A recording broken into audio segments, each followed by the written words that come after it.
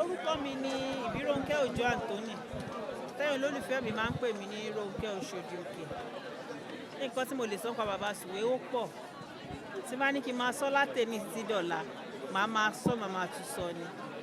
Bàbá Sùwé is the king of comedy yesterday, today and tomorrow.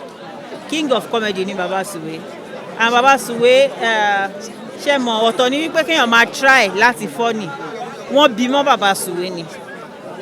Wọ́n bí comedy mọ́ bàbá Sùwé ni. Even while táwọn èèyàn sọ pé ó ń bú ọ̀gá ẹ̀, ó ń ṣe gbá, ó ń ṣàwo. Tẹ́ bá wò ẹ̀ sì rẹ́rìn. You understand what I'm saying? Tẹ́ bá wo bàbá Sùwé ẹ̀ sì rẹ́rìn. Wọ́n dẹ̀ ní impact tó dáa láyé gbogbo àwa tá a ti bá wọn ṣiṣẹ́. He has a very good impact and he left a very beautiful legacy. So nǹkan tí mo lè sọ ń pa wọn nìyẹn. Àwọn family bàbá Sùwé àwọn náà ti fojú rí gbogbo ẹ̀. Èyí tí ò níyà àwọn ọmọ àǹtí Mọ́lá pàápàá jùlọ àwọn ọmọ àǹtí Mọ́lá torí wọn ò níyà wọn ò ní bàbá mọ́ báyìí wọ́n ti di ọmọ òrukàn. K'Ọlọ́run Elédùmarè jọ̀ọ́ kó bá mi wà pẹ̀lú wọn kó bá mi dúró tì wọ́n. Àwọn bàbá Sùwé tó dẹ̀ ṣì níyà náà k'Ọlọ́run Elédùmarè bá mi wà pẹ̀lú wọn k'Ọlọ́run bá mi dúró tì wọ́n. Kò easy o, kò easy. Màá ṣe bí ìyá ò lè dàbí ìyá, màá ṣe bí bàbá ò lè dàbí bàbá. Àwọn fúnra wọn ni kán múra wọn k'Ọlọ́run Elédùmarè dẹ̀ fún wọn ṣe lágbára Ọlọ́run. Ọlọ́run á dẹ̀ wà pẹ̀lú wọn.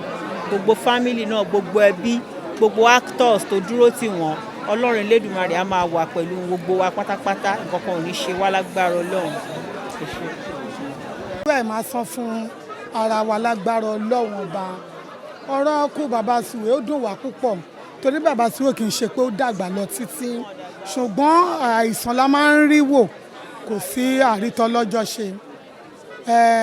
K'Ọlọ́run kó bá tẹ́ bàbá Sùwé sáfẹ́fẹ́ rere. Bàbá Sùwé jẹ́ ẹni tó dáa, ó dáa bẹ̀ kò sí bí èèyàn ṣe lè wà ní ayé yìí tí ò ní kù síbi kan gbogbo ibi tá a bá ń kù sí k'Ọlọ́run máa bá wa kó máa dárí ẹ̀ṣẹ̀ wa jì wá. So k'Ọlọ́run wá ṣàánú bàbá Sùwé kó bá foríjì kó fọ̀run kẹ́ gbogbo àwọn ọmọ ẹ̀ báyìí kó jẹ́ kí wọ́n yàn kan yanjú kó má dàpọ̀ máwọn ọmọ tọ́ọ̀gì kó má dàpọ̀ máwọn ọmọ ọ̀tá kí gbogbo nǹkan gbélé ayé kan ṣe rere torí náà ẹ ṣé àdúpẹ́.